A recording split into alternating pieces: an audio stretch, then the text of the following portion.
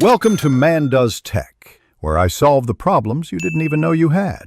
First, confirm your PC runs Windows 10 or 11 and is updated. Open Settings and search Remote Desktop to enable the feature. Use an administrator account and set a strong password for that account. Turn on network-level authentication for improved security and compatibility. In Windows, Firewall allow remote desktop on private networks only and ensure port 3389 is not open to the public internet. Write down the PC name shown in System or find its IP4 address for the next step. Next, add allowed users via System Remote Desktop Select Users. Choose specific user accounts rather than broad administrator groups for better control.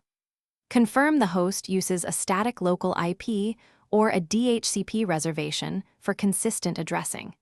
If connecting over the internet, set up a VPN or secure port forwarding on your router. Avoid exposing port 3389 directly to the internet without additional security.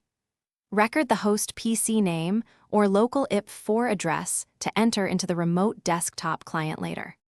On the client PC, open Remote Desktop Connection or the Remote Desktop app. Enter the host PC name or its IP4 address and click Connect. Provide the username and password exactly as configured on the host and choose to remember credentials wisely. If you see authentication errors, confirm network-level authentication is enabled on the host and that the account has password credentials. For remote internet connections, use a VPN and ensure router port forwarding to 3389 is correct. Reboot both machines if connection issues persist. Thanks for watching. If you found this helpful, don't forget to like and subscribe.